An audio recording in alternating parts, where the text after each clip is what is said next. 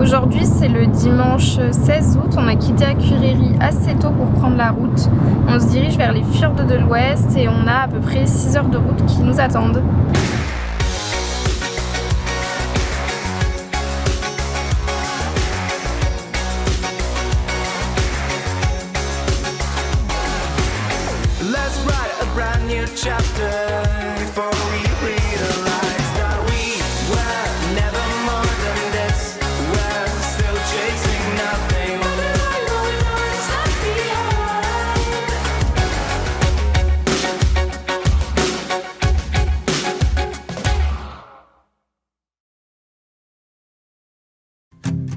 AM in the car playing our favorite song.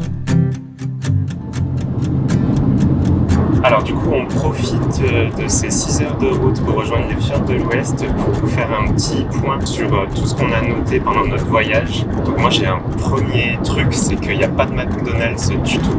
On n'a vraiment vu aucun McDonald's et on a cherché sur internet et apparemment il y a eu des McDonald's jusqu'en 2009 je crois. La crise de 2008. Ouais voilà, et puis là il n'y en a plus aucun. Donc ça fait bizarre de visiter un pays qui n'est pas envahi par McDonald's. Et du coup, il n'y a pas non plus de grosses publicités dans les villes ou sur les bords des routes. En fait, il n'y a quasi aucune publicité. On a dû voir un panneau publicitaire, je sais même plus où. C'était pour de l'eau. Ouais. Islandaise. Ouais, voilà, c'est tout. Donc ça change beaucoup aussi. On n'est pas envahi par la publicité tout le temps. Il y a aussi que les moutons sont toujours par 3 et en liberté en Islande. Ouais, on les voit toujours par 3, ils sont souvent au bord de la route ou même sur la route parce qu'ils sont pas bien parqués. Et en fait ils sont par 3 parce que c'est la mère et les 2 petits agneaux. À la fin de l'été, les agneaux sont tellement grands qu'en fait on dirait que c'est 3 adultes. Oui voilà, du coup c'est pour ça qu'on peut se demander pourquoi il y a 3 moutons par 3 moutons, enfin c'était bizarre. Mais voilà, on a enfin l'explication. Crazy, deep in love. Oh, this is everything. With you right next to me, so alive. And tonight I'm thinking that I don't wanna go. Moi j'ai un autre truc, c'est que il fait nuit très tard, enfin il fait jour très tard. Ça dépend un peu des endroits où on est en Islande, mais quand on est arrivé début août, il faisait jour jusqu'à 23h, peut-être même plus. En fait le soleil se couche, mais il fait jamais vraiment nuit noire. Et là on est mi-août, fin août, et ça commence un petit peu à baisser. On commence à avoir des journées plus courtes, mais il fait quand même jour très très tard, quoi. À Akureyri, les feux rouges sont en forme de cœur. C'est toujours pareil, depuis la crise de 2008, les gouvernements ou la ville, je sais pas trop, a fait ça pour redonner un peu de baume au cœur aux habitants et depuis c'est resté. C'est trop mignon de voir des cœurs rouges. C'est un petit peu comme ça qu'on reconnaît la ville. Les chevaux en Islande sont différents de ceux qu'on a chez nous. Ils sont un peu plus petits et ils ont une frange qui leur vient devant les yeux. Donc ils sont trop mignons. Un autre point, c'est les églises luthériennes. C'est souvent des églises en bois ou en tôle très kitsch au premier abord, mais qui en fait sont très très belles. Elles sont toutes faites de la même façon. À l'intérieur, il y a toujours un étage. C'est très beau. Ça fait penser un peu aux églises qu'on peut voir dans des films américains ou des trucs comme ça. Des petites maisons d'emprunt. Ouais, mais vraiment, elles sont très très jolies. On a remarqué dans toutes les villes qu'on a fait pour l'instant qu'il y a très très peu de poubelles publiques en centre-ville et pourtant les villes sont hyper propres, il n'y a pas un papier qui traîne par terre, pas une canette, c'est vraiment toujours nickel, pas de crottes de chien de partout, c'est toujours super propre, mais en fait les gens ont l'habitude de sûrement garder toutes leurs affaires sur eux et jeter une fois qu'ils sont chez eux. Il y a des poubelles au cas où, mais parfois il y a des messages comme quoi ramenez plutôt vos déchets avec vous parce que les éboueurs ne vont pas souvent dans ces lieux-là.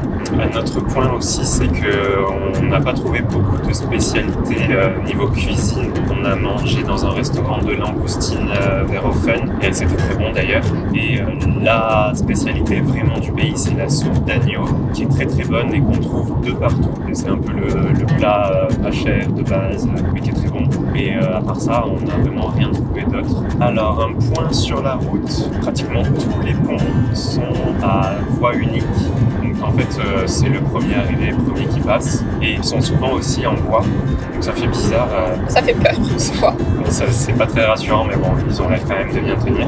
Et très souvent, devant ou après les ponts, il y a des grilles qui laissent passer l'eau. Pendant le voyage, on est allé visiter pas mal de cascades, mais en fait, c'est rien comparé à tout ce qu'il y a dans le pays. Parfois, on passe en voiture et la montagne, c'est juste une énorme cascade. En fait, il y en a vraiment énormément dans le pays et on a fait que les plus connues. Les plus belles. Peut-être même pas les plus belles, mais juste les plus connues. Quoi. Ouais, je visiterai quoi. Mais je crois que j'avais lu quelque part qu'il y a 2000 cascades dans le pays ou un truc comme ça. Ça me dit pas. Chose. Non, ça me dit rien, mais... Il me semble que c'était ça. Oh, this is everything with you right next to me. So alive and tonight I'm thinking that I don't wanna go. Ça y est, après environ 6 heures de route, on est enfin arrivé dans les fjords de l'Ouest. Et là, on va visiter une cascade qui est super belle et qui donne la vue sur un fjord aussi. C'est trop beau, on va vous montrer ça.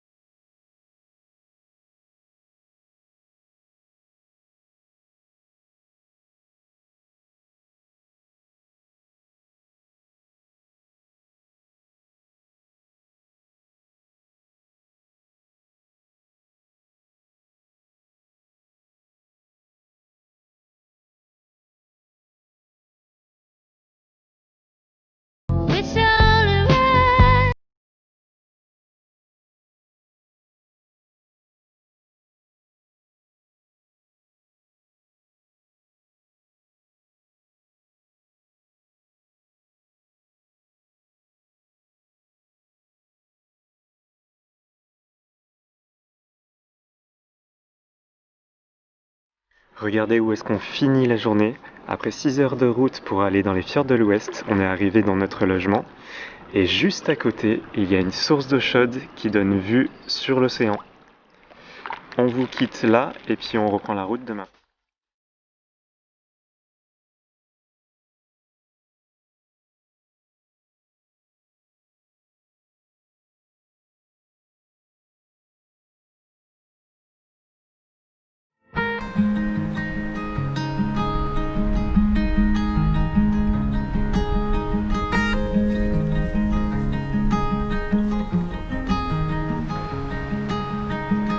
Feet are on the dashboard, my eyes on the road. C'est le 15e jour du road trip et on commence la journée en étant vraiment à l'extrême ouest de l'Islande. On est vraiment sur la pointe de l'Islande, il n'y a plus rien du tout après et on est en train de marcher au bord de falaises très abruptes. Et là on a fait à peu près 1 heure de piste, c'était vraiment la route pas du tout entretenue, enfin c'était vraiment difficile. Et puis on a vu une épave de bateau sur la route, donc on va y retourner pour aller pique-niquer.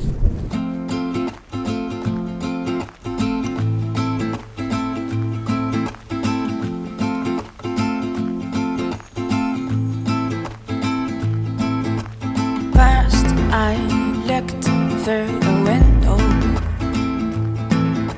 and saw these rocks and hills, things I already know. Then I saw your shadow. It felt inside my face like it had to go. Spaces I'm dreaming about while in faces I see on the moon are just like you. And I gotta list you, gotta list, gotta hit the road right till the morning is night, until darkness is early. So you and I gotta list you, gotta list, gotta hit the road right là, on est clairement arrivé dans le plus beau cottage qu'on a fait de tout le voyage, voire même peut-être de tous les voyages qu'on a pu filmer.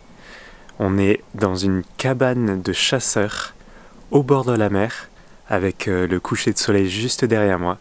Je vais vous montrer comment c'est à l'intérieur et puis on se laisse sur ces images et on se retrouve dans le prochain épisode.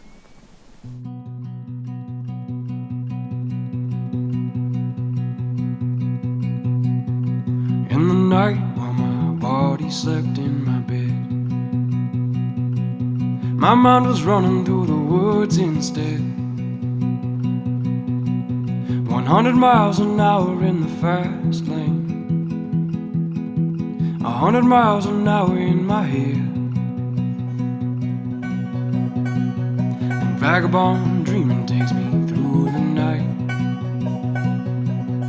Sipping whiskey by the river, living out of sight. 100 miles an hour in the fast lane, 100 miles an hour toward the light. See the curve in that river's bed. Now look at you when I see my friend. 100 miles an hour in the fast lane, 100 miles an hour to the end.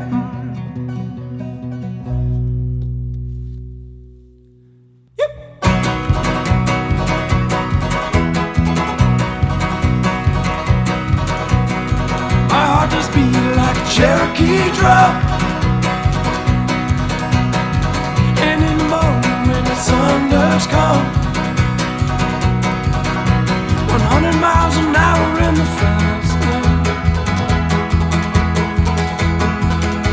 100 miles an hour in the fast lane, 100 miles an hour till I'm done. Something told